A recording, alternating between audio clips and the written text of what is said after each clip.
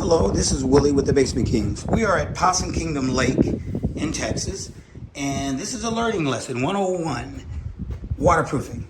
Now, this area has been waterproofed. How can you tell? Besides, you can look down and you can see this is what an area would look like if there's no waterproofing. If it has been waterproofing, you'll see it. It'll turn a light tan color, almost matching the stucco. It'll just marbleize. That's what we call it. It'll marbleize as it dries over time, and it'll change different colors. Now you'll see these patches. These patches are areas where the waterproofing, it's been almost 3 years, and the waterproofing have come up, has shattered a little bit, hollow spots. Where did we get those from? Well, when the structure is solid, like if we're on the ground, this won't happen unless you haven't scraped the substrate properly.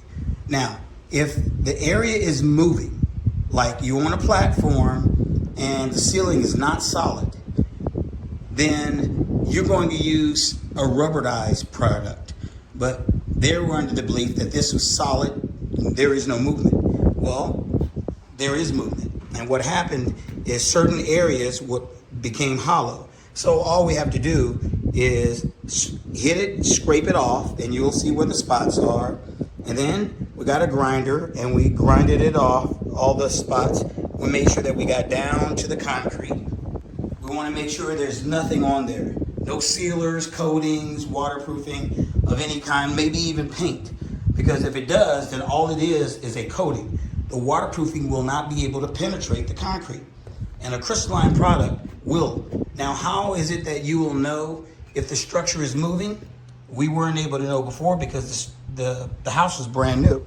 We're going to go down and see something we saw for the very first time today.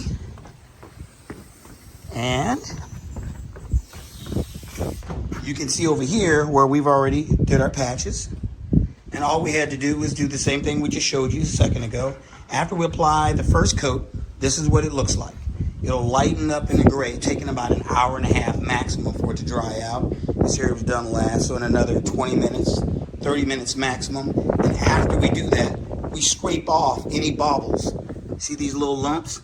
We'll just get a trowel, just slide this trowel over the top. It doesn't get any easier. Once you do that, sweep it up. And once you sweep it up, it's ready to go, just like that.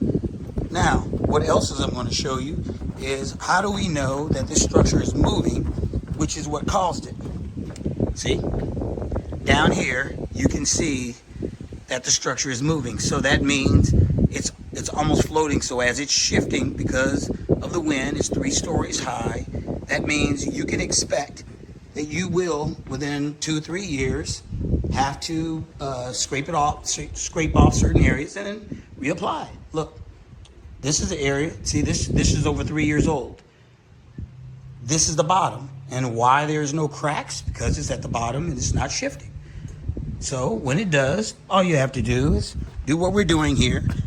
Just patch it a little bit and then cover it. And once it dries, then you put in a final coat. And my final coat is for an area like this. We're going to apply it from right about from here, and we'll just encompass this whole area. And we'll just do large areas here. We'll just encompass this whole area here. And over here, you'll never see, within a couple of weeks, you'll never notice what was ever touched. Right now, you can see it blotched. Not a problem at all. See it? You can see where I haven't swept yet. Wanted to show this. So after we finish, it'll take all this area shouldn't take more than about an hour, hour and a half maximum.